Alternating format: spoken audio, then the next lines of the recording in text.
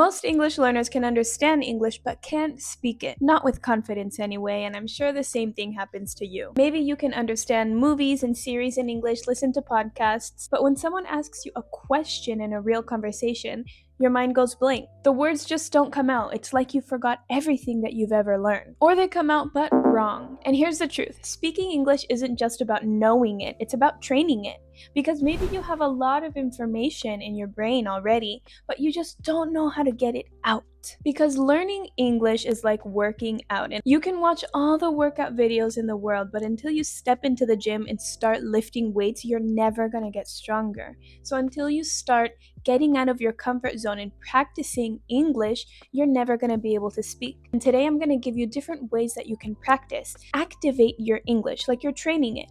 Not just learning more, but actually using it. And here's the key. If you don't balance input and output, you're never going to be able to speak fluently. Okay, input and output are like teacher terms, okay? I'm going to break it down for you in this video so that it's really easy to understand and you can apply it to your routine. If you're new here, hi, I'm Emma, a trilingual teacher from the US living in Spain, and here I give motivation, practical tips, and even listening practices in English. So stay until the end because I'm going to teach you the number one technique that's going to help you actually learn to speak English. And here's the thing, learning English has 3 stages. First, we have input, which is receiving the language. Then we have process, which is practicing. And the third step is output, which is using or producing the language. And if you stay stuck on the first one, you'll never be able to speak fluently. If all you do is listen to English, read in English, you're never going to be able to get the information you have in your brain out into the real world. And that's why my students can hold real conversations after just 4 months, because we focus not only on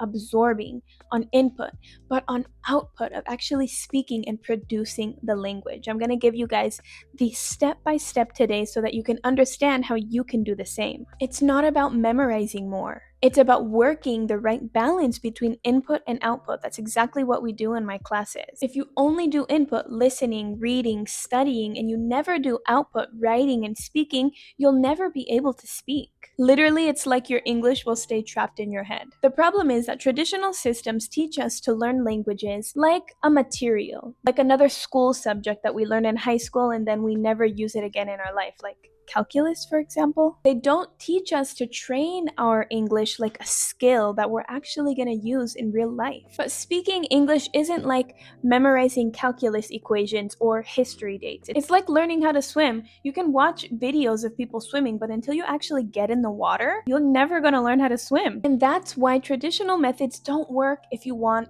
to learn how to speak quickly. So the first stage is input. That's everything that you take in and everything that you understand. Think about how babies learn. They listen for months, maybe years, before actually speaking, right? They watch, they absorb the language until they start repeating what the people around them say. And only then they start speaking. And language works the same way for adults. So here are some practical tips for you to practice your input.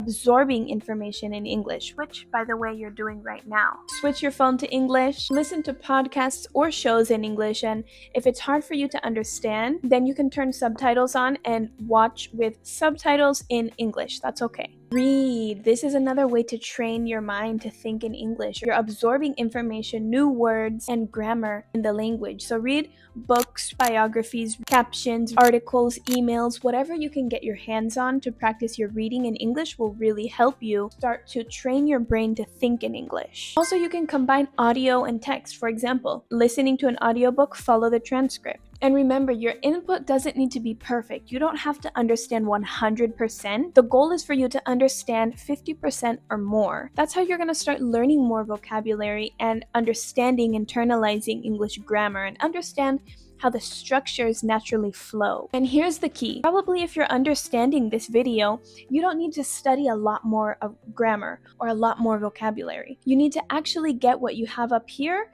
out here, and then you can start working on more complex vocabulary and more complex grammar. You need to start using what you already know, because the second stage is process. You want to process the information you already have. It's the bridge between understanding the language and speaking. It's where you imitate, repeat, and make mistakes. Repeat phrases out loud. This is the shadowing technique. When you hear a native speaker in a series, a video, or a show, I guess you could even practice with this video. Pause when you hear a new word or you want to practice a full sentence structure that you've heard. Pause and repeat exactly what you heard, practicing intonation and pronunciation, speed and pace. That's how you're going to be able to imitate, practice, repeat native speakers and train your pronunciation. Something that we do in my English Academy on days where we're learning vocabulary, we practice listen, repeat, and produce. So I will say the word, then the students will practice their listening, then I will tell them to repeat. They'll repeat and practice their pronunciation, and then we'll do activities where they produce it themselves, where they have to actually use it in their speaking conversation. Sometimes they feel a little bit embarrassed, like they have to repeat, guys, and they're like, okay, teacher. But it's the best way for you to practice your pronunciation. Another one you can do is record yourself speaking. I know it can feel a little bit awkward, and you might be thinking, okay, but what do I talk about? Literally talk about your day, tell a story of something that happened to you, respond to questions in English. You could go on ChatGPT and ask ChatGPT, hey, give me 10 conversation questions to record myself speaking, and then just respond. You could even respond to ChatGPT and tell it to correct your grammar.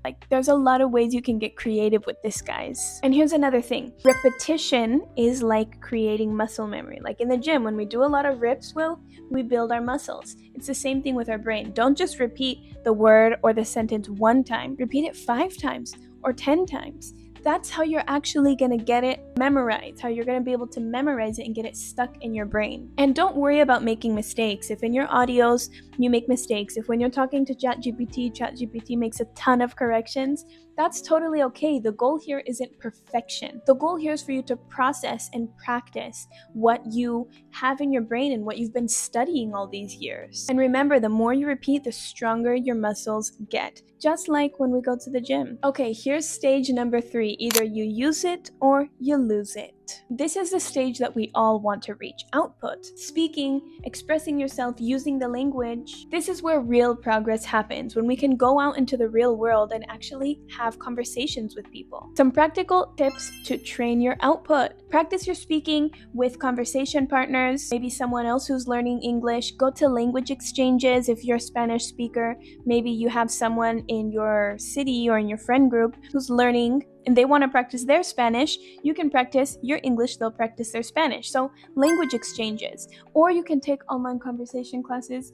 If you want to do that with me, you have the link down in the description. Also keep an English journal, because writing in English is going to help you organize your thoughts. And later I'm going to explain a little bit more the importance of writing, but I would definitely recommend, I recommend to everyone, have an English journal, guys, to practice your writing. Also, talk to yourself or talk to your pet. I do it all the time. Describe your day, your plans, your thoughts out loud even if it's in the mirror, when you're at home alone or with your pets. It's another way to practice and produce the language. You can also pick simple topics to talk about and just try to speak for 1 minute straight without stopping. You can pause, of course, but try to keep a conversation with yourself for at least 1 minute, talking about a simple topic, food, or your daily plans, your plans for the weekend, a story that you like. For example, talking about trips, travel. You shouldn't wait until you have a good level to start speaking. You can start speaking even with the little English knowledge that you have,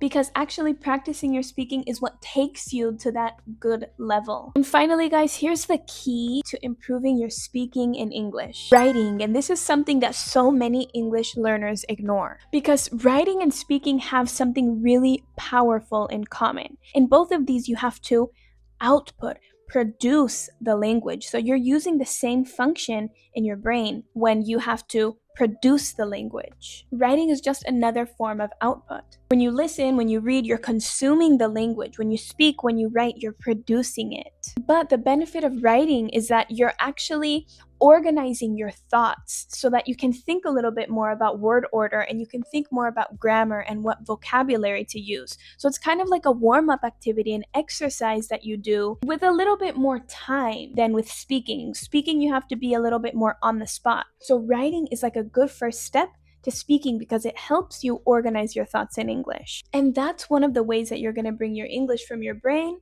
out of your mouth. And that's exactly why I created the Fluent English Planner. There, every day, you're gonna have short, guided activities for you to practice your English. You're gonna practice your vocabulary, reading, grammar, listening, speaking, and you'll have weekend practices, all with instructions to practice your writing in English. Something that my students actually really love, and I have to say one of my favorite parts of it is that we have motivational quotes in English at the beginning of every week so that you can stay inspired and also learn some new words in English. And if you want live conversation practice, check out my online academy. You have all the links down in the description. If you like this video, go watch this one right here, and don't forget to give this video a like and subscribe. See you next week.